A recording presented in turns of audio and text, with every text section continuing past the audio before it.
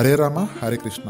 గత ఎపిసోడ్లలో మనం కౌరవులు పాండవుల జననం, కర్ణుడి జీవితం, కుల గురువులైన ద్రోణాచార్యులు, కృపాచార్యులు వారి గురించి తెలుసుకున్నాం. పాండురాజు మరణంతో మాద్రి తన పుత్రులైన నకులుని, సహదేవుడిని కుంతికి అప్పగించి సతీ సహగమనం చేసిన అనంతరం భీష్ముడు చెప్పిన మాట ప్రకారం కుంతి తన ముగ్గురు పిల్లలైన ధర్మరాజు, అర్జునుడు, భీముడితో పాటు మాద్రి పిల్లలైన నకుల, సహదేవులతో కలిసి అరణ్యవాసం విడిచి హస్తినాపురానికి వచ్చింది. అలా కౌరవ పాండవులకు ద్రోణుడు మరియు కృపాచార్యుల వారు రాజకుమారులందరికీ అస్త్ర శస్త్ర విద్యలు నేర్పించారు. ఇప్పటి వరకు చూడని వారు మన ఛానల్లో ఫుల్ వీడియో ప్లేలిస్ట్ ఉంటుంది, తప్పక చూడండి. ఈ భాగంలో మనం కౌరవ పాండవుల విద్యాభ్యాసం మరియు వారి విద్య ప్రదర్శన లాంటి మరికొన్ని విషయాలను తెలుసుకుందాం. మేము చేసే ఈ ప్రయత్నం మీకు నచ్చినట్లు అయితే మన ఛానల్ను సబ్స్క్రైబ్ చేసుకుని ఛానల్ అభివృద్ధికి సహకరించండి. ద్రోణాచార్యుడు కౌరవ పాండవులకు అలాగే ఇతర రాజకుమారులకు అస్త్ర విలువిద్యలను నేర్పిస్తుండేవారు. ఒక మధ్యరాత్రి నిద్రలో ఉన్న ద్రోణాచార్యుడుకు విల్లుతీగ చప్పుడు విని చీకటిలో ఎవరో బాణాలు వేస్తున్నారు అని నిద్రలేచి వెళ్లి చూడగా అది అర్జునుడని గ్రహించాడు. అర్జునుడికి ఉన్న కొన్ని ప్రత్యేక నైపుణ్యాలలో ఒకటి చీకటిలో కూడా బాణం వేయటం. అది గమనించిన ద్రోణుడు ఎంతో సంతోషంతో అర్జునుని తన ప్రియ శిష్యుడిగా భావించి ఎవరూ నేర్పలేని విధంగా అస్త్ర విద్యలను నేర్పిస్తానని మాట ఇచ్చాడు. పరశురాముడు కూడా ప్రదర్శించలేని విద్యలను అర్జునుడికి నేర్పించాడు. అందరూ సమానంగా ఉన్న ఒక అర్జునుడు మాత్రం ఇతరులు సాధన చేయలేని విధంగా రాత్రింబవలు సాధన చేసి అత్యుత్తమ అస్త్ర విద్యా నిపుణుడిగా మారాడు. అప్పటి వరకు భీముడినే బలంగా భావించి కోపం, అసూయతో ఉన్న కౌరవులకి అర్జుని బలం మరింత కోపం, అసూయను పెంచింది. విద్యాభ్యాసం చివరి దశలో ఒకసారి కౌరవుల మరియు పాండవుల విలువిద్య నైపుణ్యాలను పరీక్షించాలనుకున్నాడు ద్రోణాచార్యుడు. అతను ఒక చెక్క పక్షిని తీసుకువచ్చి చెట్టు కొమ్మపై పెట్టాడు. ద్రోణాచార్యుడు తన శిష్యులందరినీ పిలిచి, చూడండి శిష్యులు, ఆ దూరంలో ఉన్న చెట్టుపై ఒక పక్షి కూర్చుని ఉంది. మీరు ఆ పక్షి కంటికి బాణాన్ని గురికొట్టాలి. దానికి మీరు సిద్ధంగా ఉన్నారా అని అన్నాడు. అందుకు శిష్యులందరూ మేము సిద్ధం అంటూ తల ఊపారు.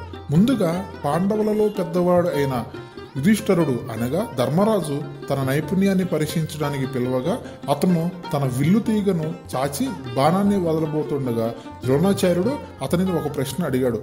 ఓ కుంతి పెద్ద కుమారుడా, ఈ సమయంలో నీకు ఏమి కనిపిస్తుంది అని అడగగా యుధిష్ఠరుడు అమాయకంగా ఇలా జవాబిచ్చాడు. ఓ గురుదేవ, నేను మిమ్మల్ని, చెట్టును, నా చుట్టూ చూస్తున్న ప్రజలను, పక్షిని చూస్తున్నాను అని చెప్పగా ద్రోణాచార్యుడు పక్షి కన్నును కొట్టే ప్రయత్నం ఆపి పక్కకు తప్పుకోవాలని యుధిష్ఠరుని కోరాడు.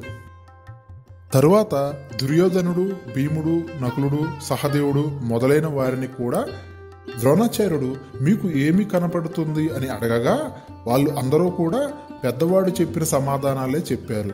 చివరిగా అర్జునుడి వంతు వచ్చింది. అతను తన విల్లు మరియు బాణాన్ని ఎక్కుపెట్టి సిద్ధంగా ఉన్నాడు. అప్పుడు గురువు అతనిని, ఓ అర్జున, నువ్వు ఏమి గమనిస్తున్నావో నాకు చెబుతావా అని అడిగినప్పుడు అప్పుడు అర్జునుడు ఈ విధంగా సమాధానం ఇచ్చాను. ఈ సమయంలో నేను పక్షి కన్ను మాత్రమే చూడగలను అని చెప్పాడు. గురువుగారు పక్షిని, చెట్టును, చుట్టూ ఉన్న ప్రజలను చూడగలరా అని అడిగినప్పుడు అర్జునుడు నాకు పక్షి కన్ను తప్ప ఏమీ కనబడటం లేదు అని సమాధానం చెప్పాడు. అర్జునుడు కళ్ళు మూసుకొని పక్షి కన్ను మాత్రమే ఊహించుకున్నాడు. అతను మళ్ళీ కళ్ళు తెరిచినప్పుడు అతనికి కనిపించింది పక్షి కన్ను మాత్రమే. తర్వాత అతను బాణాన్ని వదిలాడు. వదిలిన బాణం నేరుగా పక్షి కంటి గుండా దూసుకుపోయింది. అప్పుడు ద్రోణాచార్యుడు శరీరం మీద ఉన్న వెంట్రుకల ఆనందంతో నిక్కబడుచుకున్నాయి. ద్రోణాచార్యుడు రాజకుమారులకి శస్త్రాస్త్ర విద్యలు చక్కగా నేర్పిస్తున్నాడు. ఒకరోజు ద్రోణాచార్యుడు తన శిష్యులు, రాజకుమారులు ఎంత చక్కగా నేర్చుకున్నారో వ్యాసుడు, భీష్ముడు, విదురుడు, కృపుడు, శల్యుడు, శకుని, సోమదత్తుడు మొదలైన పెద్దలకి చూపించాలని అనుకున్నాడు. ద్రోణాచార్యుడు ధృతరాష్ట్రుడితో, మహారాజా, కౌరవులు, పాండవులు శస్త్రాస్త్ర విద్యల్ని చాలా బాగా నేర్చుకున్నారు. వాళ్ళ విద్యా నైపుణ్యాన్ని మీరు సభలో చూడాలి అని కోరాడు.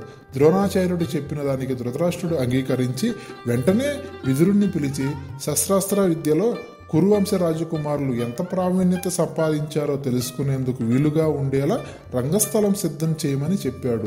విదురుడు శాస్త్ర ప్రకారం పెద్ద పెద్ద ముత్యాల దండలు, రకరకాల మనులు, బంగారంతో అలంకరించబడిన ఇంద్రధనుస్సులా వెలిగిపోతున్న రంగస్థలంని సిద్ధం చేయించాడు. రంగస్థలంలోకి పాండవుల తల్లి కుంతీదేవి తన కుమారుల విద్యా ప్రదర్శన కల్లారా చూడాలని వచ్చి ధృతరాష్ట్రుడు గాంధారుల దగ్గర కూర్చుంది. వ్యాస మహర్షితో కలిసి బ్రాహ్మణులు, కృపాచార్యుడు, శల్యుడు, శకుని, భీష్ముడు, విదురుడు, సోమదత్తుడు మొదలైన గురువులు, బంధుమిత్రులు, లెక్క పెట్టలేనంత మంది మంత్రులు, సామంతరాజులు, గాయకులు అందరూ ఎవరికి నియమించిన స్థలాల్లో వాళ్ళు కూర్చున్నారు. డమరుకాలతో శబ్దం చేస్తూ బేరులు మోగించారు. అస్త్ర విద్యా ప్రదర్శన చూడటానికి వచ్చిన క్షత్రియులు, వైశ్యులు, శూద్రులు మొదలైన వివిధ రకాల జాతుల వాళ్ళు ఒక చోట చేరారు. వాళ్ళలో వాళ్ళు మాట్లాడుకుంటుంటే వస్తున్న శబ్దం సముద్రంలో అలలు లేచినప్పుడు వచ్చే భయంకరమైన శబ్దంలా వినపడుతుంది. పాండవులు, కౌరవులు ఇతర రాజ్యాల నుంచి వచ్చిన రాజకుమారులతో కలిసి కత్తి విన్యాసాల్లో తమకు ఉన్న నేర్పరితనాన్ని, లక్ష్యాన్ని ఛేదించటంలో తమకి ఉన్న సామర్థ్యాన్ని, గుర్రాల్ని, మతపటేనుగుల్ని, రథాల్ని ఎక్కడంలో గల ప్రావీణ్యాన్ని, ఈట వంటి ఆయుధాల్ని ప్రయోగించటంలో ఉన్న ప్రావీణ్యతను ప్రదర్శించారు. వారి ప్రదర్శన చూసి అక్కడ ఉన్న పెద్దలు, రాజులు, రాజకుమారుల్ని అభినందించారు. అంతులేని బలపరాక్రమం కలిగిన భీముడు, దుర్యోధనుడు తమ గద నైపుణ్యాన్ని ప్రదర్శించడానికి ముందుకు వచ్చారు. ఎత్తుగా ఉన్న 2 శిఖరాలు కోపంతో 2 మదపుటేనుగులు ఢీకొన్నట్టు ఒకళ్ళనొకరు ఢీకొంటూ కుడి నుంచి ఎడమకి, ఎడమ నుంచి కుడికి గుండ్రంగా తిరుగుతూ గదయుద్ధంలో తమకు కలిగిన నైపుణ్యాన్ని ప్రదర్శించారు. ఒకరి మీద ఒకరు విసురుకుంటున్న మాటలు పక్షాలుగా విడిపోవటం, అరుపులతో, కేకలతో, క్రోధావేశాలతో రెచ్చగొట్టుకోవటం మొదలైంది. అది చూసిన ద్రోణాచార్యుడు రంగస్థలం మీద జరుగుతున్న విద్యా ప్రదర్శనకి ఆటంకం కలుగుతుందేమో అని భయపడ్డాడు. అశ్వత్థామని పంపించి భీమ దుర్యోధనుల గద ప్రదర్శనని ఆపించాడు. తరువాత తన ప్రియ శిష్యుడు అర్జునుడిని ధనుర్విద్యా నైపుణ్యాన్ని చూడమని ప్రకటించాడు. ఇంద్రుడి కుమారుడు, శ్రీకృష్ణుడికి స్నేహితుడు, వీరుడు, పాండవులలో గొప్పవాడు ధనస్సుని ధరించి వచ్చిన అర్జునుడిని చూసి ప్రజలు తమలో తాము మాట్లాడుకుంటున్నారు. అస్త్ర విద్యల్లో అందరికంటే గొప్ప వీరుడు, ధర్మాలు తెలిసినవాడు, భరత వంశానికి కీర్తి కలిగించడం కోసం కుంతీదేవికి పుట్టినవాడు, భుజ బల పరాక్రమవంతుడు ఈ అర్జునుడు అని చెప్పుకుంటున్న వాళ్ళ మాటలకు కుంతీదేవి విన్నది. అప్పుడు ఆ తల్లి ఆనందం నిండిన కళ్ళతో రాజకుమారుల్లో ఉన్న తన కుమారుడు అర్జునుని చూసి ఎంతో సంతోషపడింది. అర్జునుని గురించి ప్రజలు పొగుడుతుంటే వస్తున్న శబ్దాలను విని ధృతరాష్ట్రుడు అదేమిటని విదురుని అడగగా, విదురుడు, రాజా, పాండవ మధ్యముడు అర్జునుడు తన ధనుర్విద్య ప్రావీణ్యాన్ని ప్రదర్శిస్తుంటే ప్రజలు అతన్ని పొగుడుతున్నారు అని చెప్పాడు. చిత్ర విచిత్రమైన పద్ధతుల్లో అర్జునుడు తన అస్త్ర విద్యా కౌశల్యాన్ని చూపించాడు. అస్త్ర విద్య కాకుండా కత్తి, గద మొదలైన ఆయుధ విద్యల్లో తను నేర్చుకున్న నైపుణ్యాన్ని ప్రదర్శించి అక్కడున్న వాళ్ళందరినీ ఆశ్చర్యకితుల్ని చేశాడు. తన విద్యా నైపుణ్యాన్ని ప్రదర్శించే సమయంలో కర్ణుడు అక్కడికి వచ్చాడు. పుట్టుకతోనే ఏర్పడిన కవచ కుండలాలు ఉండటం వల్ల గొప్ప తేజస్సుతో ప్రకాశిస్తూ సూర్యుడు ఎలా ఉంటాడో అలా ఉన్నాడు కర్ణుడు.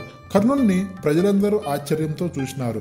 కర్ణుడు ప్రజలు అందరూ చూస్తుండగానే నడుస్తూ రంగస్థలం మధ్యకి వచ్చాడు. మొదట కృపాచార్యుడు ద్రోణాచార్యులకి నమస్కారం చేసి గంభీరమైన కంఠంతో అర్జునుడితో, అర్జునా, విలువిద్య నీకే బాగా తెలుసని అనుకోకు, నేను కూడా చాలా విద్యలు నేర్చుకో. నువ్వు చూపించిన విద్యలన్నీ ఇక్కడ ఉన్న పెద్దలందరూ కూడా చాలా బాగున్నాయని పొగిడేలా నేను కూడా ప్రదర్శించగలను అన్నాడు.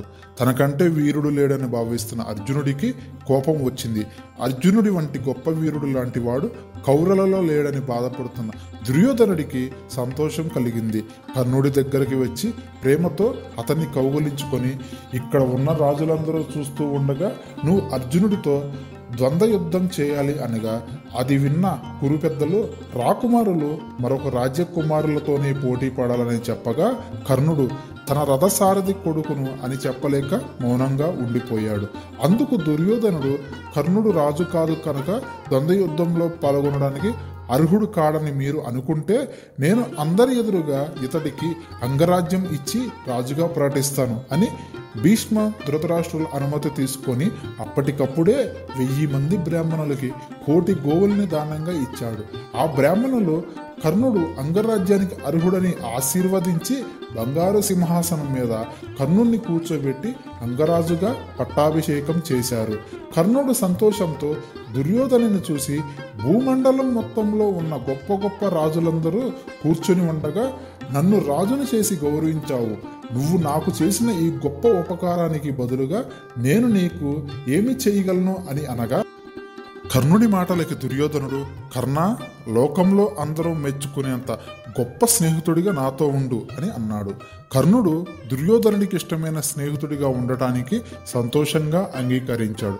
తల్లిదండ్రుల ఆశీర్వాదం తీసుకుంటూ ఉండగా అతిరథుడు కౌగులించుకోవటం చూసిన భీముడు సూతకులంలో పుట్టాడని తెలుసుకొని హేళనగా నవ్వాడు. కర్ణుడితో, నీ కులానికి తగినట్టు నువ్వు మునికోల పట్టుకొని రథం నడపాలి, కానీ రాజధర్మంలో పుట్టిన అర్జునుడితో యుద్ధం చేయటం నీకు తగిన పని కాదు అన్నాడు. అప్పుడు కర్ణుడు బాధతో సూర్యుడిని చూస్తూ నిలుచుండిపోయాడు. బాధపడుతున్న కర్ణుడిని చూసిన దుర్యోధనుడు కోపంతో మదపటేనుగులా బయటికి వచ్చాడు. భీముడితో, భీమ, ఇలా ఆలోచించటం మాట్లాడటం నీకు మంచిది కాదు. లేడి కడుపు నుంచి పులి పుట్టదు కదా.